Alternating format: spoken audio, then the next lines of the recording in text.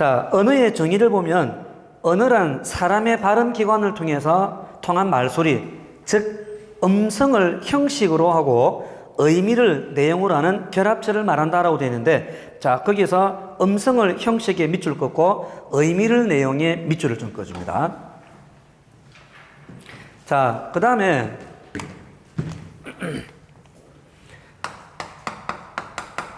자, 이 음성은 자음과 모음으로 나눌 수가 있습니다.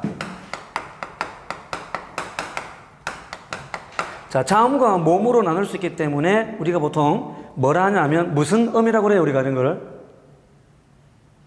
문법을 배웠죠. 그래서 자음과 모음으로 나누는 것을 우리가 분절음이다 이렇게 말을 합니다. 자, 이게 이제 음성인데, 자, 음성은 사람의 발음 기관을 통해서 나야 됩니다. 그러면 이 음성하고 반대가 되는 게 뭐죠? 즉, 자연계의 소리. 자연계의 소리를 두 글자로 뭐라고 해요? 긴장할 거 없고요. 그 다음에 알면 아는 대로, 모르는 모르는 대로 대답해줘요. 괜찮습니다. 자, 두 글자. 자연계 소리. 이런 바람 소리 같은 거 뭐? 자, 이런 것을 음향이라고 그러죠. 자, 방금과 같은 그런 바람 소리는 자음과 모음으로 나눌 수가 없겠죠. 자, 그 다음에 넓은 의미로는 음성 언어와 문자 언어라고 되어 있습니다. 자, 음성 언어를 한 글자로 뭐라고 해요? 한 글자. 음성 언어. 크게 괜찮아요. 이러지 말고 크게. 자, 음성 언어는 말. 그 다음에 문자 언어는 한 글자로 글. 자, 이렇게 얘기를 하죠. 그래서 음성 언어와 문자 언어 이외에도 몸짓, 그 다음에 표정, 손짓 등의 의사 표현 일체를 말하기도 한다. 자, 일체에 빨간색 밑줄을 그어줍니다. 일체는 뜻이 모든의 뜻이죠. 자, 일체를 말하기도 한다. 언어는 인간만이 가진 것으로 언어의 주체는 인간이라고 했습니다. 자, 그리고 그 오른쪽에 보니까 뭔가가 나와 있죠. 자, 그거는 호모 로퀸스랍니다. 이것은 언어적 인간이라는 뜻입니다. 많죠? 뭐 호모 루덴스 하면 유희적 인간 이런 것도 있고, 호모 에렉투스 하면 직립인이죠. 자, 그 다음에 두 번째 음성 언어와 문자 언어가 있는데, 자, 아까 우리 음성 언어가 말이고 문자 언어가 글입니다. 그러면 음성 언어를 보면 말이죠. 말하기 하면 우리는 들어야 됩니다. 읽는 게 아니고. 그래서 말하기하고 듣기가 하나가 되고, 자, 그 다음에 문자 언어는 쓰죠. 글이니까. 그러면 쓴 것을 읽어야 됩니다. 그래서 쓰기하고 읽기가 하나로 묶이게 됩니다. 자, 그 다음에 이제 세 번째 언어와 사회인데, 한 사회의 구성원들은 언어를 사용하여 의사를 전달하고 이를 통해 개인과 개인이 사회적 관계를 맺게 됩니다. 자, 언어는, 근데 책이 없네요.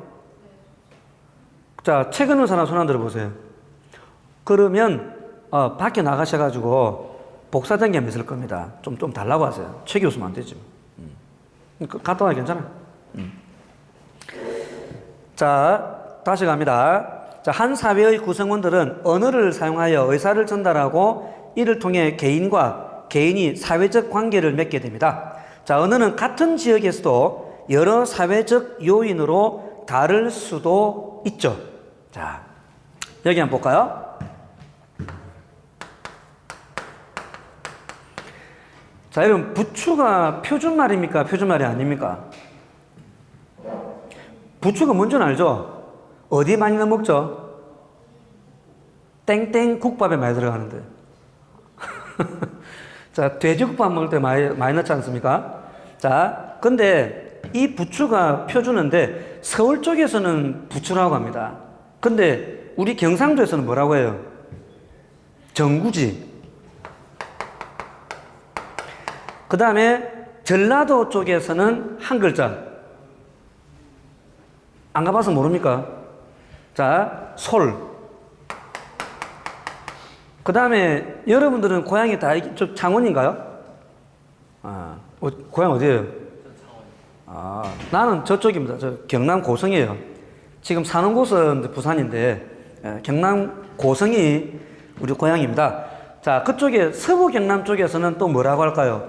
혹시 다른 말 들어본 적 없어요? 요렇게 말하는데 무슨 풀?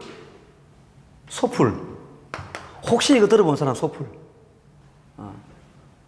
자, 그래서 한 나라 안에서도 이렇게 단어가 다 다릅니다.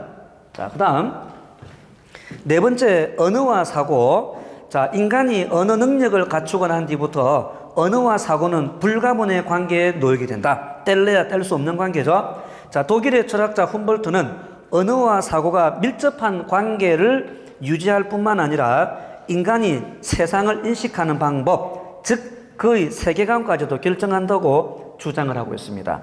자, 이런 것들은 너무 이렇게 외울 필요도 없고 그냥 가볍게 읽고 넘어가면 되고요. 나중에 이제 뒤로 가면 갈수록 조금 이제 중요해진 게 나옵니다. 자, 그 다음에 다섯 번째, 언어와 문화라고 되어 있는데요. 자, 첫 번째 언어입니다. 자, 여러분, 언어 다음에 이렇게 지금 점이 지금 두 개 찍혀 있는데, 여러분, 이 점의 위치가 맞습니까? 잘못됐습니까? 잘못됐죠? 어떻게 돼야 됩니까? 앞으로 가야 되죠? 이거 바뀌었습니다. 그래서 이제는 바뀌어서 요거 뭔가를 설명할 때는요, 점을 앞쪽에다가 찍어야 됩니다. 자, 모든 거를 그렇게 이제 다 바꿔줘야 돼요. 자, 언어 그 자체가 문화로서 다른 양식의 문화를 창조하고 축적하는 수단으로 사용이 됩니다. 그 다음에 어휘. 자, 한 나라의 문화적 특성은 언어, 특히 어휘 부분에 가장 두드러지게 반영되어 있다. 거기서 어휘 부분 빨간 네모해 놓고. 자, 그 다음에 예를 들면, 자, 에스키모. 에스키모 저쪽 추운 지방이니까 눈이 많겠죠. 그래서 종류가 많습니다. 자, 에스키모의 그 눈에 대한 단어, 가루눈, 젖은 눈, 뭐 큰 눈, 그 다음에 또 뭐 내리는 눈, 쌓이는 눈, 이렇게 해서 눈에 대한 단어가 상당히 많다고 합니다. 그 다음에 이제 우리말에서는 발달된 농사 용어는 뭐 예를 들면, 자, 영어에서는 그냥 라이스라고 합니다. 라이스. 근데 우리 한국어에서는 뭐 어떤 게 있습니까? 쌀도 있고, 자, 쌀도 있고, 벼도 있고, 자, 그 다음에 또 때로는 또 밥, 이런 것도 있죠. 자, 그 다음에 이제 문자.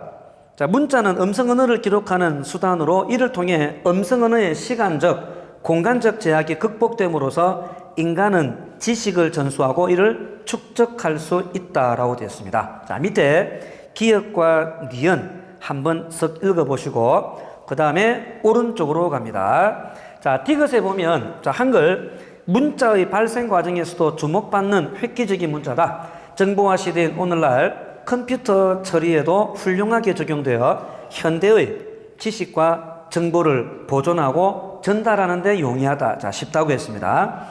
그 다음에 여섯 번째 언어의 갈래. 자, 언어하면 언어는 국가나 민족을 배경으로 하지 않는다. 한 국가에서 여러 언어가 사용되거나 또는 여러 국가에서 한 언어가 사용될 수도 있기 때문이다. 언어는 언어사회와 언어사회 안에 무리인 언중에 의해서 움직인다라고 되어 있습니다. 자, 언중의 밑줄을 한번 떠볼까요? 자, 언중이라고 하는 것은 언어사회 안의 대중을 이야기하죠. 자, 언어사회 안의 대중입니다. 그래서 줄여서 언, 중 이렇게 말하는 거죠.